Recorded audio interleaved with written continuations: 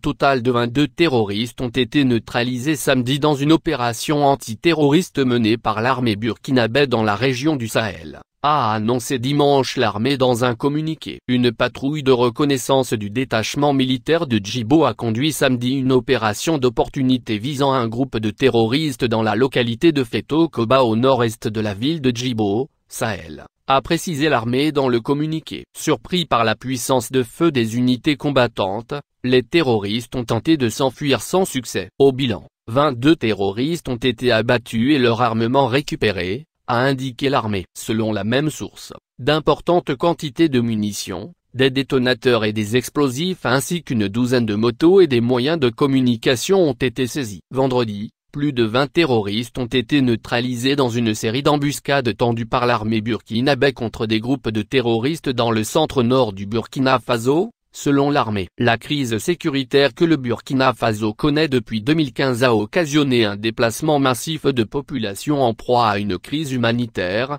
selon les organismes humanitaires. Le président de la transition, chef de l'État, le capitaine Ibrahim Traoré a été décoré ce lundi de la médaille de BRIC par la présidente de l'Alliance internationale des projets stratégiques BRIC, Madame Larisa Zelanzova, pour son combat en vue de la souveraineté de son pays. Cette décoration, qui salue la détermination et le courage du capitaine Ibrahim Traoré dans son combat, a été faite lors d'une audience accordée à une délégation de l'Alliance des BRIC conduite par Madame Larisa Zelanzova. Selon elle, il a été question au cours de cette audience d'aborder la problématique de la coopération et le soutien des pays du BRIC au Burkina Faso. Nous sommes en train de mettre en place la représentation de l'Alliance des BRIC au Burkina Faso, qui va travailler sur certains secteurs et les principaux axes seront définis par le président de la transition, a indiqué Madame Larisa Zelanzova. Elle a ajouté que les domaines de coopération envisagés entre les pays des BRIC et le Burkina Faso vont concerner entre autres le développement économique,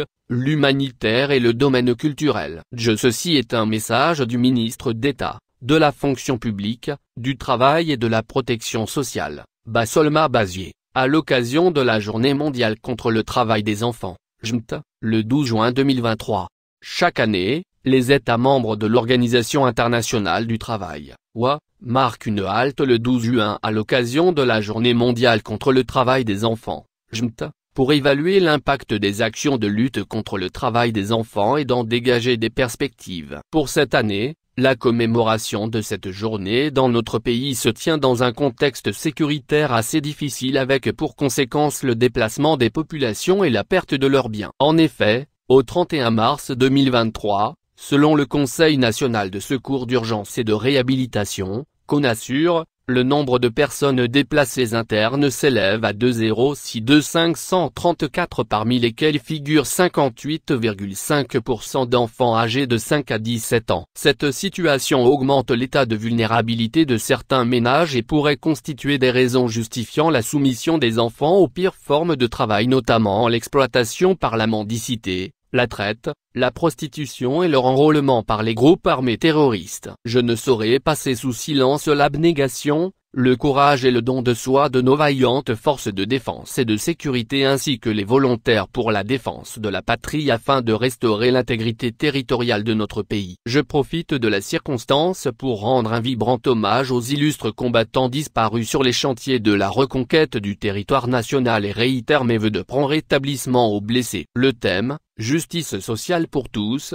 éliminons le travail des enfants. De la présente commémoration appelle à intensifier l'extension de la couverture de la protection sociale à toutes les couches de la population afin de réduire les injustices et l'iniquité. S'agit notamment de travailler à la création d'emplois stables et durables, à l'extension de la sécurité sociale à toutes les couches sociales, à rendre accessible le système scolaire et à adapter l'éducation au marché de l'emploi. À l'occasion de la commémoration de la JMT 2023, je voudrais, en référence à l'appel à l'action de Durban, Afrique du Sud, adopté lors de la conférence mondiale sur l'élimination du travail des enfants, en mai 2022, rappeler que les actions qui contribuent à l'élimination rapide du travail des enfants sont, entre autres, la garantie du travail décent à tous, l'universalisation de la protection sociale, l'accès universel à une éducation et une formation gratuite, obligatoire, équitable et inclusive. Mue par une volonté affichée d'œuvrer à l'élimination du travail des enfants,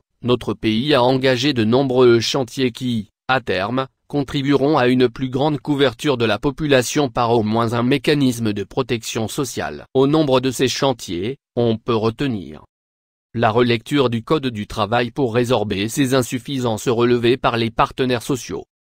La relecture des lois sur la sécurité sociale pour prendre en compte les directives de la CIPRE, les attentes des partenaires sociaux, les orientations des études actuarielles et les engagements du gouvernement. L'opérationnalisation du régime d'assurance maladie universelle au profit de la population. La gratuité des soins pour les populations cibles. La gratuité de la scolarisation des enfants conformément à la loi d'orientation de l'éducation nationale. L'actualisation des données de l'enquête sur le travail des enfants. L'élaboration en cours de stratégie nationale relative à la protection sociale, au développement des mutuelles sociales et à lutte contre le travail des enfants. De manière singulière, les premiers outils de planification stratégique de lutte contre le travail des enfants du gouvernement de 2006 à 2022 ont produit des résultats assez encourageants. Le rapport d'évaluation du plan d'action national de lutte contre les pires formes de travail des enfants, PAN/PFT 2011-2015, a donné un taux de réalisation de 60%. Huant au rapport annuel de mise en œuvre de la stratégie nationale de lutte contre les pires formes de travail des enfants, SN/PFT 2019-2023, les taux de réalisation, au 31 décembre 2022, sont compris entre 53% à 72,91%. Face aux effets néfastes du travail précoce sur le développement de l'enfant, il s'avère urgent de consolider les acquis, d'améliorer les stratégies et de réduire les injustices sociales qui fragilisent la cohésion sociale. Pour ce faire, je réitère ma reconnaissance aux partenaires au développement pour les efforts déjà consentis en la matière et les invite à poursuivre le dynamisme à nos côtés en vue de garantir la protection et le plein épanouissement à tous les enfants du Burkina Faso. Pour terminer, je fais mien les propos de Gilbert F. Ouambo, directeur général de l'OA qui disait: nous devons également réévaluer et redessiner l'architecture de nos systèmes sociaux et économiques afin qu'ils concourent à ce changement de cap vers la justice sociale, plutôt que de continuer à nous entraîner dans une spirale fatale d'inégalité et d'instabilité. Bonne célébration à toutes et à tous.